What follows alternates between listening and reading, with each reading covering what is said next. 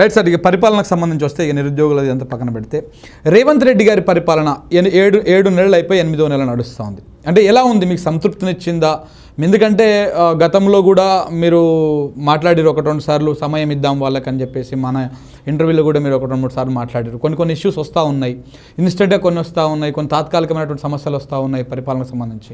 ఎలా ఉంది రేవంత్ రెడ్డి గారి పరిపాలన, 7 నెలల పరిపాలన ఎలా ఉంది? మీరు గమనించిన ఏంటివి ఇందులో ఒకటి ఏంటంటే ప్రభుత్వము అందుబాటులో ఉంది. అంటే ఎవరైనా పోతున్నారు, అప్లికేషన్లు ఇస్తున్నారు, మంత్రుల దగ్గరికి పోతున్నారు, చెప్తున్నారు. ఎక్కడ ఆ ఇబ్బందులు అనేవి లేవు, అదొకటి మంచి పరిణామం. సెక్రటేరియట్ కూడా ఓపెన్ ఉంటున్నది, ఎవరైనా పోయి అప్లికేషన్లు ఇచ్చే ఛాన్స్ ఉంది. 2 రకరకాల పద్ధతుల్లో ఎవరికి వాళ్ళు తమ అభిప్రాయాలను వ్యక్తం చేసేటువంటి అవకాశము ఉన్నది. కొంత స్వేచ్ఛ ఉంది, ప్రశాంతత ఉంది.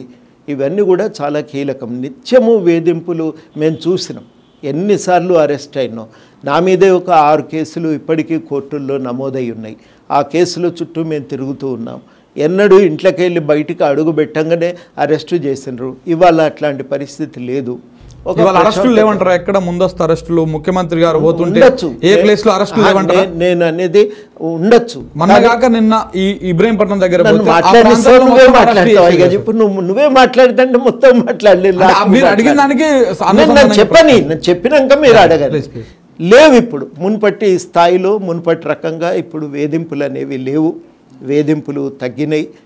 ఫోన్ ట్యాపింగ్లు అస్సలే లేవు. నేను చూసిన కదా, నువ్వు చూడలేదు, నువ్వు అనుభవించలేదు. నువ్వు సుఖంగా ఉన్నావు కాబట్టి కొన్ని నీకు అర్థం కావు. నేను అనుభవించిన. నన్ను ఇంటికి వెళ్ళి బయటకు వెళ్ళాలంటే కదలనీయలేదు, ఎన్నడూ కూడా మమ్మల్ని కదలనీయలేదు. మా ఫోన్లు నిరంతరం ట్యాప్ చేసినారు. ఏదన్నా మాట్లాడుకోవాలంటే ఇబ్బంది పడ్డటువంటి పరిస్థితి.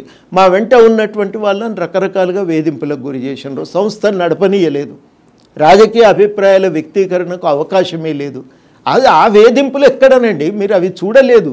6 కేసులు నా మీదనే ఉన్నాయి అంటున్నా కదా. మీరు ఒక్కరోజు ఈ నాంపల్లిలో ఎక్సైజ్ కోర్టు అని ఉంటుంది, అక్కడ పొలిటికల్ కేసులన్నీ ఉంటాయి. మీరు ఒక్కరోజు ఆడ నిలబడండి. ఒక్కొక్కరిని 2 సార్లు 3 సార్లు పిలుస్తుంటారు ఒక్కొక్క రాజకీయ నాయకుడిని. అన్ని కేసులు పెట్టి వేధించిన సందర్భం అది. ఇవాళ లేవు అవి. ప్రశాంతత ఉంది. ప్రజాభవన్ గేట్లు తీసిండ్రు. మీరు పోయి అక్కడ పోయి అప్లికేషన్లు ఇచ్చుకోవచ్చు, ఉప ముఖ్యమంత్రి గారిని కలవచ్చు. కాంగ్రెస్ గవర్నమెంట్ లో కేసులు బెదిరింపులు లేవు కానీ దాడులు ఉన్నాయి, జర్నలిస్టుల మీద దాడులు ఉన్నాయి, కేసులు పెట్టి బెదిరించడం ఉన్నాయంటే మీరు చెప్పండి. ఇక నన్ను కవర్ చేయడానికి వెళ్ళిన మీడియా ప్రతినిధులను కూడా అరెస్ట్ చేస్తున్నారు, చొక్కాలు దింపి కొడుతున్నారు. నేను అనేది ఏంటంటే, నేను చెప్పినవి మీరు ఇదివరకు అనుభవించలేదు కాబట్టి మీకు తెలియట్లేదు. ఇప్పుడు మనం అనుభవించాలి అన్ని కలిపి. నన్ను ఏమంటావు శంకర్? ఇది పద్ధతేనా? నువ్వు అడిగే పద్ధతి ఏమన్నా పద్ధతిగా ఉందా? కాదు, నువ్వు అడిగేది ఏమన్నా పద్ధతిగా ఉందా? అది పద్ధతేనా అట్లా మాట్లాడటం? నేను ఒక గెస్టు, మీ ఇంటికి మర్యాదగా వచ్చిన మర్యాదను నువ్వు పాటించకపోతే ఎట్లా నువ్వు మాట్లాడేది? నువ్వు ఇట్లా కాదు. ఇక నువ్వు జర్నలిస్ట్గా ఎట్లయితే నువ్వు ఎట్లా ఎదుగుతావు నాకు అర్థమైతే ప్రశ్న అడగడం అట్లాగా అడిగే పద్ధతి ఉంటుంది. అయితే నన్ను అరెస్ట్ చేయొచ్చా? ఇదేమన్నా ప్రశ్న? మీరు అనుభవించలేదు అంటే ఇప్పుడు అనుభవించండి అనే ఉద్దేశం నేను కాదు కదా. అదే ఆ ఉద్దేశం, అది ఉద్దేశమా? అది నేను మిమ్మల్ని అనుభవించమని అంటున్నానా? ఇప్పుడు పోయి అరెస్ట్ కాంటారు అంటున్నానా? అన్నానా? నేనేమన్నానంటే అది చూసినా కాబట్టి తేడా ఏందనేది నాకు అర్థమవుతుందని అన్నా. అవునా కాదా? దాని అర్థం అంతే కదా. శంకర్ భాయ్ ఏవైనా కొంచెము నేను నా వయస్సుకు నేను 69 ఏళ్ళు, నా 68 దాటినాయి, నేను 69 నడుస్తున్నా. వయసుకైనా మర్యాద అయితే మేము అనుభవించాలా? ఏంది అది నువ్వు అడిగే పద్ధతి? ఏమన్నా మర్యాదనా? మీరేమనుకోవద్దు, మా ఉద్దేశం అది కాదు. కానీ మర్యాద పాటించాలి. ఇప్పుడు ఒకటి నేను చెప్పేది ఏంటంటే, ఏమన్నా ఉంటే ఇంటర్వ్యూ ఆయన చేస్తాడు, మీకు అడుగు వస్తుంది, అడగరాదు. ఎందుకు అనవసరమైన ఇబ్బంది? ఆయన అడుగుతారు, నేను సమాధానం చెప్తా. ఏం ఒక్కరు వాళ్ళు అడుగుతారు, నేను సమాధానం చెప్తా. లేకపోతే ఆయనకు రాసియండి.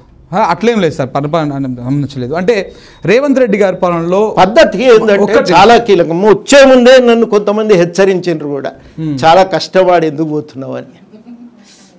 అంటే ఇట్లా మీరు ఉన్నాయో చెప్తున్నా నేను నాకు నచ్చినవి అడగమని అంటలేను. భాష, పద్ధతి, వయసుకు గౌరవము, నేను గెస్టును, నా పట్ల నువ్వు అనుసరించాల్సిన వైఖరి మీరనే అంటున్నాం, సారానే అంటున్నాం. అందులో అయితే మేము భరించాలన్నా ఏంది అది పద్ధతి? నువ్వు అడుగుతున్న పద్ధతి